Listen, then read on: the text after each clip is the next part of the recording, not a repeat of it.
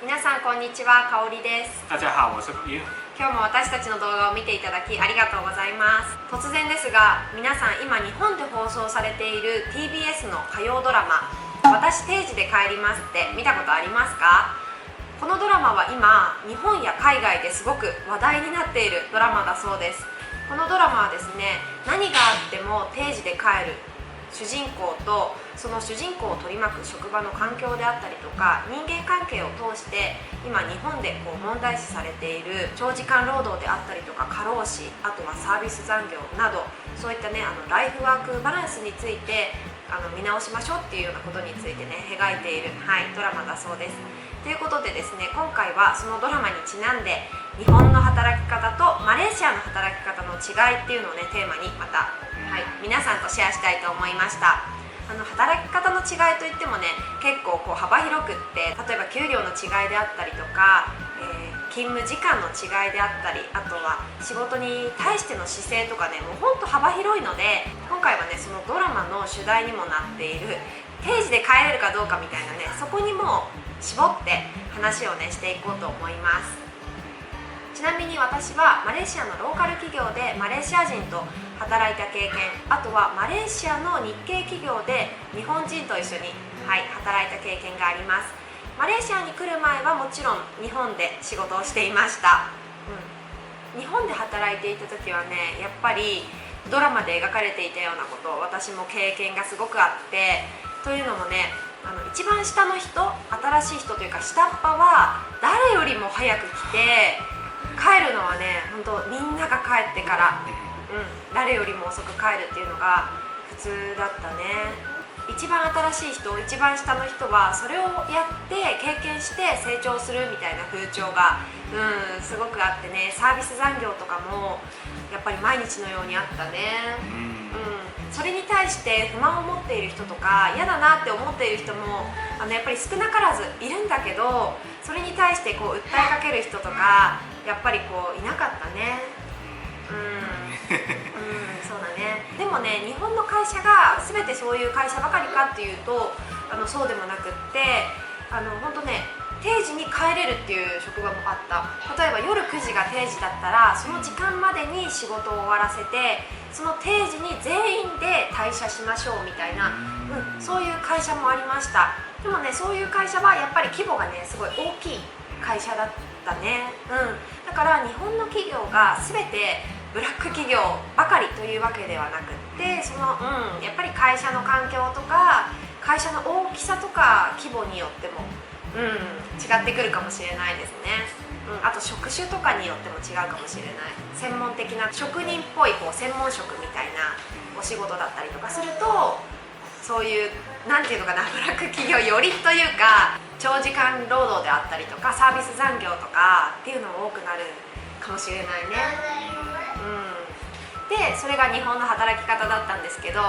マレーシアに来てマレーシアのローカル企業でね働くようになって一番驚いたことが、私ジムのね経験があるんですけど、夕方6時が定時だったら5時55分とかになるとね、みんながパソコンをね片付けてこうやってね待ってるんですよ、定時になるの。でもその定時になるのと同時にもう帰るって感じで、それはねすごいびっくりしたね。我自己本身以前在 game 的公司做的时候，比方说六点放工的话，我们当放工过后，我们会工作关掉，然后大家一起打 game， 在 game 公司里面。因为你知道，就是 game 公司，都是一群很喜欢玩 game 的人，所以就是工作完毕後，就是我们来一場 friendly game 這樣子，再回家。なるほどね。じゃあやっぱりもう6時で終わってってことだよね。仕事終わりが後で。じゃあもしその日に決められた仕事が定時で終わらなかったら残業する？要看情况咯。要怎么说呢？就是说，如果那个工作是没有这么急的话，通常我们会留在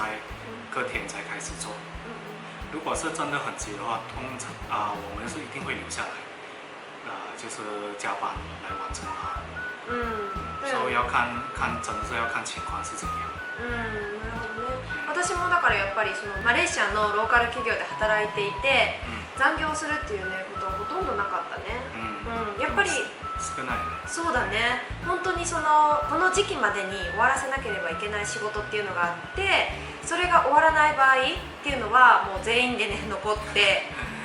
残業するっていうことがあったけど、それもすごく少なかった。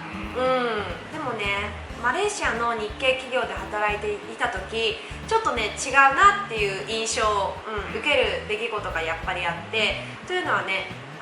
どちらかというと日本で働くスタイルに似ているなっていうふうに、思いました。それはやっぱり長時間労働であったりサービス産業であったり、会社によってはね経験することがねありました。求められることもね結構多かったかな。というのはやっぱり日本人ってすごい仕事に対する姿勢がもう本当に真面目でね、求められる仕事以上のことをこなすことができる、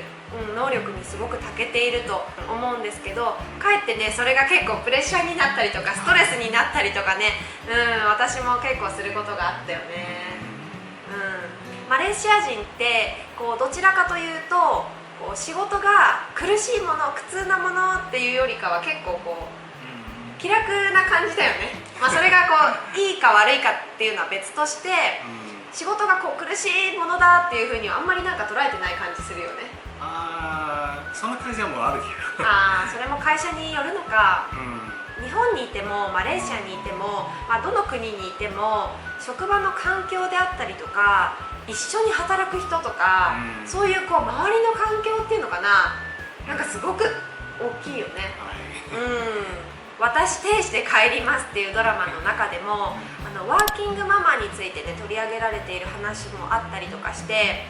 出産を終えてね間もないお母さんが仕事に復帰しますよっていうようなそのドラマの中で子供がね熱を出してしまうっていうシーンが、あったんですけど、そのねお母さんがやっぱり子供が熱を出したから帰りますっていうことをなかなか会社に言い出せなくって、やっぱりみんなもね残業してるし大事なプロジェクトがあるし、そう仕事を優先するべきか、でも子供をね当たり前親だから子供をねすごく気になるっていうかさ、子供のために会社を抜け出したいっていうすごく葛藤してるねシーンがあるんだけど、マレーシアでは同じような状況にあった場合、言い出しにくい環境だったりとか周りもそれをなかなか認めてくれないみたいな環境だったりとかある？通常这样的情况，马来西亚的话，公司会明白的，因为这些都是之中来讲，这些都是一种突发事件。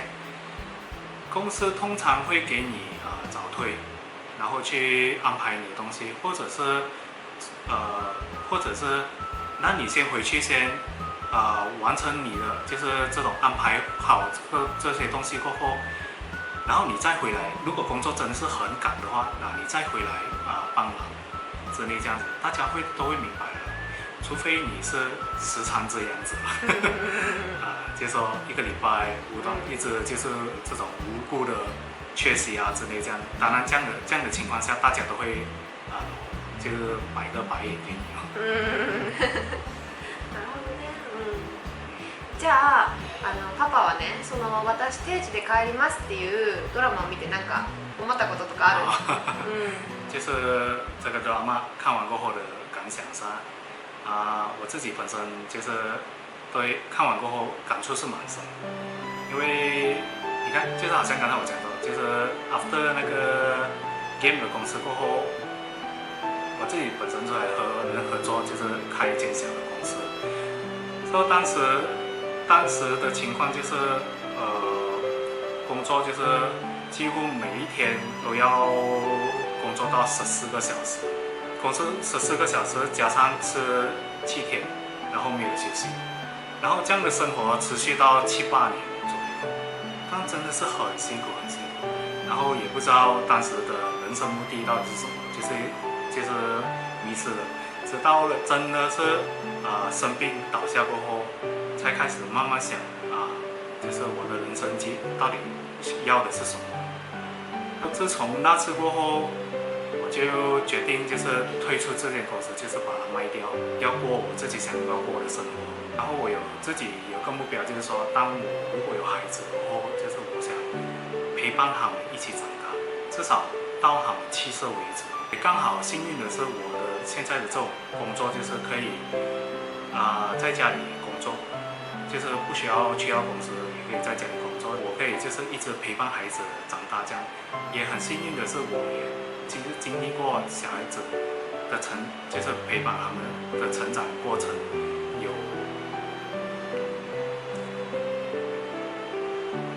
就是因为我是觉得，小孩子的成长过程就是一瞬间而已。如果我没有跟他们一起参与这些各种的成长过程，我觉得是一生的遗憾。好像现在的话，我们两夫妇都是一起体验过，好像小孩子第一次会爬，第一次会转身，第一次开始会讲话，讲什么，然后很多的第一次，然后我们都亲身体验过，这些都是我们的一生的宝物。人生里面就是不只是工作，当然这些亲情友情的东西也是很重要的，然后我们也是要平衡这一点，就是这样子。大変だったね。